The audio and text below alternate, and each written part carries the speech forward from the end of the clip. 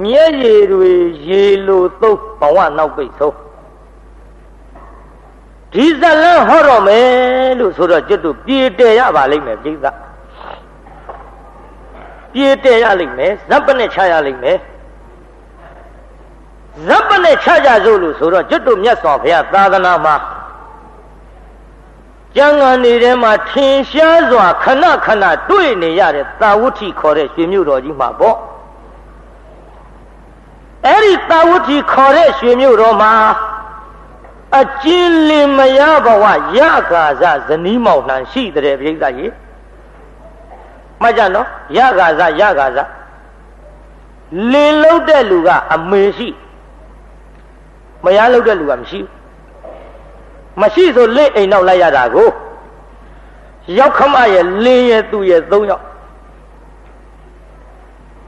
မိမများစီအိမ်တောင်ပြုတ်တဲ့အချိန်ခါမှာလက်အိမ်နောက်လိုက်ရတာဟာဓမ္မရာတဲ့ဗျို့ပိဿကြီးကြားဘူးမှာပေါ့ရောင်နောက်ပါတဲ့ပါတယ်ရောင်နောက်စရုံပါမြဲထုံးမိမများကလိုက်ရတယ်အခုခေတ်တော့မလိုက်ပါဘူးမန္တဆောက်တာတောင်သတို့သမီးအိမ်ဆောက်ရမြို့ကိစ္စမရှိဘူးတော်မြန်တရွာနဲ့တရွာရလို့ရှိရင်လေသတို့သားဓာတ်ဆက်ကြီးတကောကောနဲ့လှဲပေါ်တင်ပြီးလိုက်ပို့တဲ့အလုပ်တွေကရှုပ်သေးယောက်ျားလေးကကြီးလိုက်ကုန်ပါပြီရောင်လည်းမရှိဘူးစရုံလည်းမရှိဘူးမိန်းကလေးတွေကလည်းမလိုက်တော့စကားကလည်းပြောင်းသွားတယ်တရားနာကိစ္စရောင်နောက်စရုံမဟုတ်တော့ဘူးအမောက်နောက်ဘိုးကေပါတဲ့ခေကုံပြောင်းပြန်ဖြစ်ကုန်ပါပြီအဲ့ဒါအဝေနိကဒုက္ခတပါအပါအဝင်နဲ့ပြိဿကြီးအိမ်တောင်ပြုတ်တဲ့မိန်းမများမှာအဝေနိကဒုက္ခ၅ပါးရှိတယ်ပြိဿကြီးအဝေနိကဒုက္ခဘယ်နှပါးရှိဘသူတွေပါလိမ့်၅ပါးက၅ပါးပဲဖေ။မှတ်ကြနော်ရှားရှည်တယ်လည်းမအောင်ဘူးနဲ့နည်းနည်းတော့ရှည်ရအောင်အကွက်သိလားပြောတတ်တဲ့ဘုန်းကြီးမို့ကဲအဝိနိကဒုက္ခ၅ပါးရှင်းပညာရှိများရေးထားတဲ့အခုခေတ်ပညာရှိများရေးထားတဲ့စာပေါ့လေဆိုသားပြိဿနောက်ကအားလုံးအပြိုဘဝစွန့်ပစ်ချ၍အိုရမှန်ညာမိမ့်မများဤငါးပါးမလွဲအဆင်းရဲကအမြဲလစဉ်ရာသီဝင်၍မရွှင်နွမ်းလျက်ပန်းပွင့်ရ၏ရာသီဝင်၍မရွှင်နွမ်းလျက်ပန်းပွင့်ရ၏ဘာတွေလျှောက်ပြောနေပါလိမ့်မရုံမအောင်မိနဲ့ဖယားဟောထားတာတွေလျှောက်ပြောနေတယ်ဖယားဟောထားတဲ့ဒေသနာဖြစ်တော့ခမရတို့ဘုန်းကြီးတွေပြောတဲ့အခါမှာနည်းနည်းလေးကြမ်းနဲ့ထင်ရင်ထင်ပါပေါ့မထင်ပါနဲ့ရှက်เสียလည်းမဟုတ်ပါဘူးလူရုပ်တော့ပါဇက်ကြီးအသားနဲ့မိဖလို့ချင်းဝင်မှမကြောက်ဘူးရည်တတ်တယ်ဘုန်းကြီးများဖယားဟောတဲ့အတိုင်းဟောတော့နည်းနည်းကြမ်းတယ်လို့ထင်ရင်ထင်တတ်တယ်မထင်နဲ့လိုက်တာဆိုကြမှတ်မိအောင်ပေါ့တလတကြိမ်ဥရုပံပွင့်တယ်ဆိုတာမိမ့်မများအဝေနိကဒုက္ခတပါအပါဝင်တဲ့တခုရှိပြီးမှတ်ခဲ့ပြုနောက်တစ်ခါဆိုလိုက်စမ်းပါထိုမတပါအစဉ်အဖြင့်လင်သာအိမ်ရလက်ရောက်ပါ၍လက်အိမ်နောက်လိုက်တဲ့ဒုက္ခတစ်ခုထဲလိုက်တော့ဘယ်နှခုနှစ်ခုရှိပြီနော်နောက်တစ်ခါဆိုလိုက်စမ်းပါနိနာအမှန်လေးညှင်းခံရလင့်မျက်နှာရိပ်မျက်နှာကဲကိုကြည့်ပြီးတော့လင်ညင်းစေတာကိုခံစားပြီးတော့ခြေရင်းအလုတ်အကျွေးလှုပ်ရတာကလည်းတစ်ခုဆိုတော့ဘယ်နှခုရှိနောက်တစ်ခါဆိုလိုက်တဖန်မသွေးသားတန်တွေကိုနေရှိလာများပိုက်ယူထားရှင်ဘေးသားကြီး9လ10လလွယ်ရတဲ့တန်တေတစ်ခုထည့်လိုက်တော့ဘယ်နှခုတော့4ခုဆက်ဆိုလိုက်ထင်ရှားလက်စစ်အချိန်တွေ့တော့မေမေမူမူတူနဲ့အထူးဒုက္ခမွေးဖွားရသည် အထူးဒုက္ခမွေးဖွားရသည်သာသမီမွေးဖွားတဲ့ဒုက္ခထည့်လိုက်တော့ဘယ်နှခုတော့အကြီးဆုံးဒုက္ခပေါ့သာသမီမွေးဖွားရတယ်ဆိုတာလေယောက်ျားဖောင်စည်းမိန်းမမီးနေလို့ဆိုထားတယ်ကိုပြိဿပေမီရှင်မီးနှစ်လီရှင်တွဲပြီးတော့ချိန်ခွင်ညာတင်ဆက်လိုက်ရင်ဖြင့်သိမဲ့ဘက်မှာချိန်ခွင်ရှာထွက်တဲ့နော်ကာမတတ္တဝါတွေမို့မနေနိုင်လို့အိမ်အောင်ပြုကြပေမဲ့လို့မိမများအကြီးဆုံးဒုက္ခလို့ဆိုထားတယ်ဗျဘာတဲ့ဆိုလိုက်စမ်းမှာအထူးဒုက္ခမွေးဖွားရသည်ငါဝအိမ်တောင်အပြစ်တော်ကဲအိမ်တောင်ပြုတဲ့အပြစ်ဘယ်နှခုတော့5ခုရှိတယ်နော်မိမပိုင်းဆိုင်ရာကမှတ်သွားကြအိမ်တောင်ပြုတာသူများပြစ်စီခိုးတာမှမဟုတ်ဘဲနဲ့ဖရာအပြစ်ရှိသလားမအောင်မေးနဲ့ငါတို့ကရမ်းပြောတာမဟုတ်ဘူးဖရာဟောထားတာဟဲ့ဒါကြောင့်တရားနာပိဋကကြီးအခုအကျဉ်းလင်မယားဘဝရကားဖြစ်တဲ့ဇနီးမောင်နှံမိမကလိုက်သွားရတော့ရောက်ခမရဲ့လင်းရဲ့သူရဲ့ဘယ်နှယောက်တော့3ယောက်အဲ့ဒီလိုနေထိုင်ပြီးတော့လာခဲ့ကြသို့တော့တရားနာပိဋကရကားဆိုတော့ဒီကနေ့မင်္ဂလာဆောင်ဒီကနေ့တညတာနေပြီးတော့မနေ့ဖြင်ကကုံရောင်းကုံဝယ်ထွက်ရမှာတဲ့ကုံရောင်းကုံဝယ်ထွက်ရမှာတဲ့တရားနာပိဋကရဲ့မှားတာနော်ဒီကနေ့တညတာနေပြီးတော့ကုံရောင်းကုံဝယ်ထွက်ရမယ်စဉ်းစားကြည့်ပေါ့လူပြတ်တွေပြောသလိုဆိုရင်မင်္ဂလာဆောင်တဲ့နေကင်းကြဆိုတာမျိုးလို့လားမသိဘူးခရီးထွက်ရမယ်ဆိုတော့လင်မယား2ယောက်တလုံးညတွတ်နဲ့တိုင်ပင်ညအိတ်မပြောကြဘူးပေါ့ဒီလိုနဲ့မနဲ့မောလင်းတော့လဲလင်လောက်တဲ့လူကလှဲပေါ်တက်လူသမင်လေပြန်လေးဓမ္မရေသောကနီမောင်ကြီးမှာခဲ့မယ်ကွယ်ဓမ္မရေမှားပြီပိဋကမောင်ကြီးမရှိတော့လေလိမ့်မနေရပါကွယ်ညောင်ရဲ့အိုးလည်းပန်းမညှိုးစေနဲ့ဖယားကိုရေချမ်းနဲ့ပန်းကတ်လို့ဓမ္မရေမနဲ့မိုးလင်းမြန်တော့လေ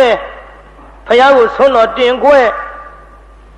ပြီးတော့မောင်ကြီးပြန်လာစီကြောင်းပန်းတပြေနဲ့ညောင်ရည်လောင်းပြီးဆုမုံကောင်းတောင်းတော့ပြီးတော့မောင်ကြီးမရှိခိုင်နေခဲ့ရမှာကအမေအိုးကြီးနဲ့ရောက်ခမဖေးမယ်လို့ကွယ်ကို့အမေကဲ့သို့အောင်းမေပါလူကြီးဆိုတာဟုတ်တာမဟုတ်တာပါဒါဖြစ်တော့ပြောတတ်တယ်နော်သို့တော်လည်းပြီးတာပါပဲကွယ်ဓမ္မရေရောက်ခမကိုလည်းတဲ့အောင်ပေါင်းပါပြီးတော့လေမောင်ကြီးမရှိတဲ့အခိုက်အတန့်မောင်ကြီးမရှိတဲ့အခိုက်အတန့်အရက်ထဲထွက်ပြီးမလဲနဲ့နော်လင်းမရှိတော့အလဲလုံးနဲ့မိမကိုသူများအကက်ကြီးခံရတာပါတော့ကွယ်ဓမ္မရေပြီးတော့လေမောင်ကြီးမရှိတဲ့အခိုက်အတန့်မင်းကြိုက်တတ်တဲ့တဏခါမလိမ့်မဲထားရင်ပိုကောင်းတယ်မင်းကတဏခါရေဖုံးတော့အောင်လိမ့်ပြီးတော့အရက်ထဲထွက်လဲတာလုံးလို့မနေနိုင်လို့လိမ့်တောင်းမှကိုယ်အိမ်နဲ့နေအရက်ထဲမလဲနဲ့မိမသားဆိုတာ1ယောက်က2ယောက်2ယောက်က3ယောက်ဆုံပြီးရင်သူများအပြစ်ကိုပြောရတာမိမရဲ့ဓမ္မရာပါကွယ်နှမရဲ့ကျုပ်တော်မျက်စောင်းမထိုးကြနဲ့နော်ဟိုလူကြီးပြောတာတွေလျှောက်ပြောနေတာမိမဆိုတာသူများအပြစ်ပြောတတ်တဲ့ဆုံမိရင်ဒီဘက်တော့မသိဘူးတချို့မိမတွေလေအရာထဲသူများအပြစ်ပြောမဲ့ကြအဖုံးနဲ့အပိတ်နဲ့လက်ကုပ်ခြေကုပ်မျက်စပ်ပြစ်မေးငေါ့ညိမို့ပြောတာတော့ဘယ်သူမှရှောင်ပြောနဲ့အဖုံးနဲ့အပိတ်နဲ့နောက်တအိမ်ကူးသွားလဲညိမို့ပြောတာတော့ဘယ်သူမှရှောင်ပြောနဲ့ခိုင်းဘယ်သူမှပြောနဲ့ပြီးတော့ဘယ်သူမှပြောဘူးတရွာလုံးသူ့ကြီးကုန်ရှောင်ပြောတယ်ဟိုမရိယာဘက်ပြောပါတယ်ဖြူးစီမဟုတ်ပါဘူးပြောတတ်တယ်နော်သတိထားကြဒါကြောင့်မိမသားဆိုတာ2ယောက်3ယောက်ဆိုရင်သူများအပြစ်ပြောတာတကွယ်ထွက်မလဲပါနဲ့နှမရဲ့မောင်ကြီးသွားတော့မဲလို့လှဲပေါ်ကသမင်လေပြန်လေးမှားရှာတကူပိဋကဒီလိုမှားတော့တရားနာပိဋကကြီးမရလို့သူကလည်းတပတ်လေးပခုံတင်းလို့ ခရီးသွားမဲ့လင်သားကိုလေဟောဒူးလေးတုပ်ပြီးရှ िख ိုးလွတ်တဲ့ပြိဿကြီးဘယ်လိုလုပ်လွတ်ဖြူမျိုးကဒကမတွေမှတ်စမ်းပါလိမ္မာတဲ့မိမဟာခရီးသွားတဲ့လင်သားရှ िख ိုးလွတ်တဲ့မေးရအောင်စကားမစဒီတရားနာပရိသတ်ထဲခရီးသွားတဲ့လင်သားရှ िख ိုးလွတ်တဲ့မိမများရွေးထုတ်ပဲ2ယောက်လောက်ရပါမဲအများကြီးနော်ရှ िख ိုးကြဗျရှ िख ိုးလွတ်တဲ့လိမ္မာတဲ့မိမခုခေတ်မိမတွေကတော့လက်နဲ့ရှ िख မခိုးဘူးပါးစပ်နဲ့ရှ िख ိုးတာဟုတ်တယ်သူတို့ပါးစပ်နဲ့ရှ िख ိုးတာကျုပ်ကကြားဘူးလို့ဘယ်လိုရှ िख ိုးတယ်ထင်တော့သွားမှလည်းသွားတာမဟုတ်ဘူးတဲ့သွားတာနီးဝေ့ပတ်နေတာပဲတမျိုးကြီးဟုတ်တယ်ကျွတ်တို့တကာတွေကလည်းသွားကနေဟိုဝင်ဒီထွက်နဲ့တူတယ်ပါးစပ်နဲ့ရှ िख ိုးကြည့်ဟိုမှာတရားနာပြိဿလက်နဲ့လက်အုပ်ချီပြီးတော့ရှ िख ိုးလွတ်ခရီးသွားတဲ့လင်သားကလည်းတရားနာပြိဿကြီးအခုကြည့်ခရီးထွက်သွားပါလေပြီမိမလှုပ်တဲ့လူကပြုတ်မောင်ကြီးခလုံးမတီစူမညီပဲနဲ့မြန်မြန်ပြန်ရောက်ပါစေတော့လို့လက်အုပ်ချီရှ िख ိုးလို့ဆုမုံကောင်းနေတောင်းတဲ့ပြိဿလင်သားလှုပ်တဲ့လူခရီးထွက်သွားပြန်တော့လေမရလို့သူကအိမ်ကပန်းကပြင်းနဲ့ညောင်ရည်လောင်းပြီးတော့ဆုမုံကောင်းနေတောင်းတဲ့ပြိဿလင်သားခီးသွားတဲ့ခိုက်တာအိမ်ကနေပြီးတော့ပန်းသပြေနဲ့ညောင်ရည်လောင်းဆူတောင်းဒကမတွေဆူတောင်းကြနော်မှားလာမှားရတာပါခုခေတ်မိန်းမတွေဆူတောင်းပုံကတစ်မျိုးကြီးအတော်ကျင်းနာပုံပေါ်တယ်ပြိဿဘယ်လိုတောင်းနေထင်တော့အိုးပြန်မလာပြီးဟောလေတောင်းပုံရှိရဘယ်လိုဒီမှလည်းမသိဘူးအိမ်ပြန်လာကလေးတွေရိုက်လုံးလို့ရဲဗျမှတ်ကြနော်တောင်းရရတယ်ဗျလင်သားခလုံးမထီစူးမနီအောင်ကို့အတွက်ဩချစ်လျက်နဲ့ခွဲခွာပြီးတော့အရှာအဖွေထွက်ရကြံ့ကြံ့မှချမ်းချမ်းသာသာပြန်ရောက်ပါစီဆိုတာမေတ္တာကြီးလောင်းရတဲ့ဗျမိမကောင်းထုံးတာနေပြောနေတာကဲဒီတော့လေမိမကောင်းနေနဲ့ပတ်သက်ပြီးနည်းနည်းတော့ပြောရအောင်ကျွတ်တို့သာသမီနှစ်ကျိတ်မြေးလေးရမြစ်ရှိထောင်ရသွားရှာတဲ့ဝိသခာဆိုတဲ့ကျောင်းအမကြီးလေလက်အိမ်နောက်ထဲတော့အဖေးတင်းတင်းစရတဲ့ထေးကြီးမှာတဲ့မိမကောင်းနေမှတ်သားစရာအင်မတန်ကောင်းတဲ့ဆုံးမဆယ်ချက်ကဲပါဠိနဲ့တော့မပြောပါဘူးမြန်မာလိုလေးပေါ့လက်ချိုးပြီးနောက်ကလိုက်ဆိုတာအတွင်းမီးအပြင်မထုံနဲ့အပြင်မီးအတွင်းမသွင်းနဲ့ပေးတဲ့လူကိုပေးပါမပေးတဲ့လူကိုမပေးပါနဲ့ပေးသည်ဖြစ်စေမပေးသည်ဖြစ်စေပေးလိုက်ပါကောင်းအောင်နေပါကောင်းအောင်စားပါကောင်းအောင်အိပ်ပါမိကိုလှုပ်ကြွေးပါအေဥနတ်ကိုရှ िख ိုးပါဘယ်နှခုပါလဲမှတ်မိဗလားအတွင်းမိအပြင်မထုံနဲ့ဆိုတာငါသမီးရဲ့တဲ့ကိုယ်အိမ်နဲ့ဖိုထားတဲ့ထွန်းထားတဲ့မိကိုသူများညှိကူးပြီးတော့အပြင်မဲ့ယူသွားတာကိုမယူစေနဲ့လို့ပြောတာမဟုတ်ဘူးသမီးတဲ့အတွင်းမိအပြင်မထုံနဲ့ဆိုတာကအဲ့ဒီမိဆိုတာမဟုတ်ဘူးသမီးရဲ့အဲ့ဒီမိနဲ့အလားတမှုတူတတ်တဲ့တူယုံမကပို့ပြီးတော့လောင်စေတတ်တဲ့လင်သားနဲ့ရောက်ခမရဲ့အပြစ်ကိုအယတ်ထဲထုတ်မပြောနဲ့မှတ်ကြဒကမတွေအတွင်းမိအပြင်မထုံနဲ့ဆိုတာလင်သားနဲ့ရောက်ခမအပြစ်ကိုအယတ်ထုတ်နဲ့ဆိုတာလင်းတချို့မိမတွေပြောတာလုံးလို့မလေးတချို့မိမတွေပြောတာလုံးလို့မလေးကျုပ်ကလင်သားမို့ပေါင်းနေရတာ तू ကကောင်းတာမဟုတ်ဘူးတဲ့အတူတူနေပြီးတော့လက်အပြစ်တွေကိုရှောက်ပြောကျုပ်ကရောက်ခမမို့အတူတူနေရတာတဲ့ဒီဖိုးကြီးကမိုးလင်းတာမဟုတ်ဘူးတဲ့အပြစ်တွေလင်သားနဲ့ရောက်ခမသဘောကောင်းရင်ကိစ္စမရှိဘူးအရာထဲကအမလေးမင်းမယားကလေမင်းအကြောင်းတွေရှောက်ပြောနေတာမလေးတော့ချွေးမကတော့အပြစ်တွေရှောက်ပြောနေတာလင်သားနဲ့ရောက်ခမကသာသဘောမကောင်းရင်အညိုအညင် ဒီမဲ့တရားနာပိဋကခံရပြီးတော့လေနောက်ဆုံးအိမ်ကနှင်ထုတ်ရိုက်တာနှစ်တာတွေဒီတန်တွေခံရယုံနေမှာကအပယ်မိထိအောင်လောင်တတ်လို့လင်သားနဲ့ရောက်ခမအပြည့်အရထင်းလျှောက်ပြောတာကိုအတွင်းမိအပြင်ထုတ်တယ်လို့ဆိုတယ်။ကိုင်သဘောပေါက်သွားပြီပေါ့ဗျာ။အပြင်မိအတွင်းသွင်းတယ်ဆိုတာကငါသမီးတဲ့သူများအိမ်ကမိကိုညှိကူးပြီးကိုယ်အိမ်နဲ့မသွင်းနဲ့ဒါဆိုတာမဟုတ်ဘူးတဲ့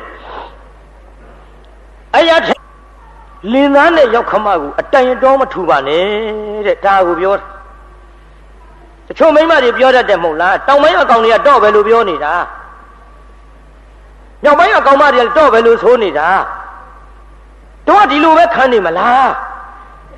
အဲ့ဒီလိုအရာထဲကရံပွားမဲ့စကားတွေယူလာတော့ယောက်ျားသဘောကောင်းကိစ္စမရှိဘူးသဘောမကောင်းတော့ဟဲ့ငါတစ်တုံးမှနေလားဒီလိုပြောတိုင်းခံရမှာလားအမလေးဒုတ်တပြက်ဓာတ်တပြက်ဖြစ်ပြီးနောက်တိုင်းခုတ်ကြထိကြတတ်ကြ